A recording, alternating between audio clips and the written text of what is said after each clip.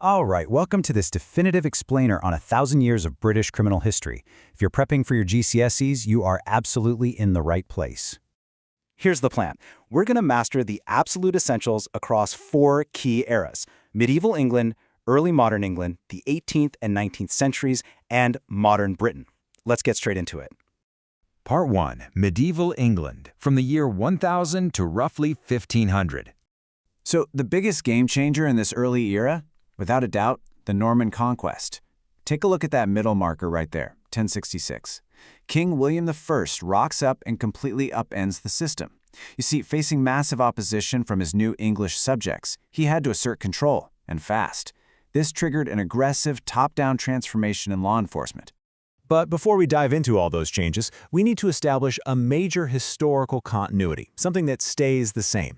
Across all of British history, crimes generally split into 3 fundamental buckets. First, crimes against the person. Second, crimes against property. And third, crimes against authority. Definitely remember this for your exams. Property crimes were by far the most common, while crimes against authority, those were always viewed as the most serious, no question. Okay, so let's see how this ties into our first huge historical shift. Back in the Anglo-Saxon era, if you committed a crime, you paid a fine called the Ordeal. That cash went straight to the victim or their family to compensate them and, stop blood feuds. But the Normans, they changed this to the Murdrum fine. This is crucial. Under the Normans, fines weren't paid to the victim anymore. They went straight into the king's pockets. William I was centralizing his power, basically saying that crimes weren't just personal grudges, they were direct attacks on the king's peace. And this brings us to 2 absolutely essential exam concepts: retribution and deterrence.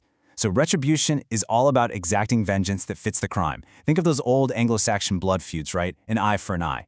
Deterrence, on the other hand, is about using incredibly harsh public punishments to terrify people out of committing crimes in the first place. And the Normans really ramped up deterrence. They drastically increased public corporal and capital punishments to forcefully control this newly conquered, pretty rebellious population. Moving right along to Part 2, Early Modern England, spanning from roughly 1500 to 1700. Now, under the Tudors and Stuarts, things got chaotic. Massive religious upheaval, severe economic strain, and a booming population meant the very definition of a crime had to expand. Because the official religion kept flipping back and forth, we saw huge spikes in heresy and treason. At the same time, desperate people migrating to towns sparked really strict new laws against vagabondage. And we can't forget witchcraft. Intense religious paranoia turned witchcraft into a heavily prosecuted capital crime, especially during the bloody chaos of the English Civil War, where literally just having a weird pet could get you accused. Crazy, right? So how did the government deal with these soaring crime rates? Well, in 1688, they brought in the Bloody Code. This was an incredibly brutal legal system where even tiny offenses like poaching a rabbit or petty theft became punishable by death. It was deterrence taken to its absolute extreme. Alongside this, they started using transportation, shipping criminals off to colonial North America. For the authorities, this was the ultimate silver bullet.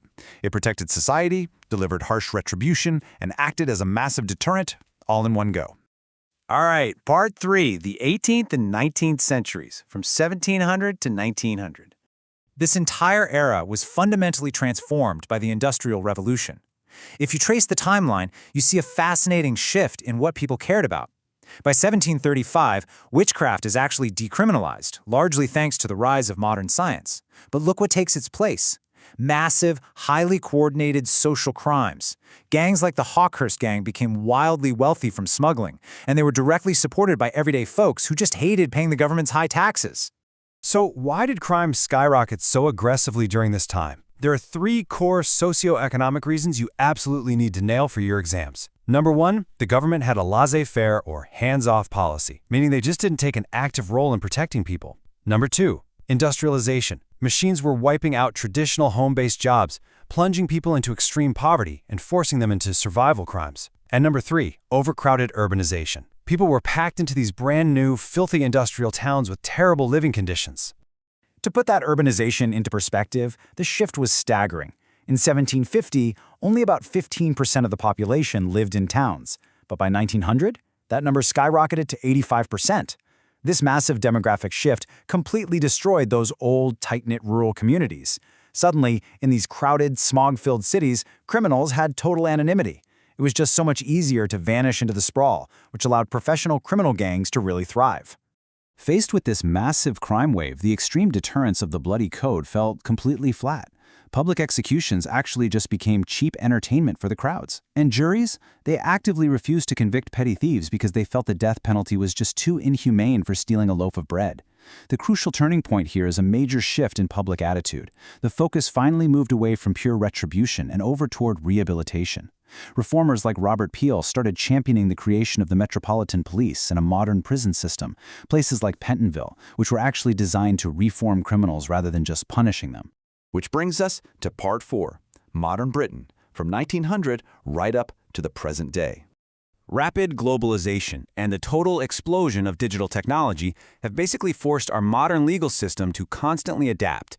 Now, a key exam skill here is balancing continuity and change. The continuity is that traditional crimes, things like physical burglary, assault, and homicide, they absolutely still happen. But the change? That's the method. Theft has evolved into borderless digital offenses like cybercrime and identity theft. Harassment has mutated into cyberstalking.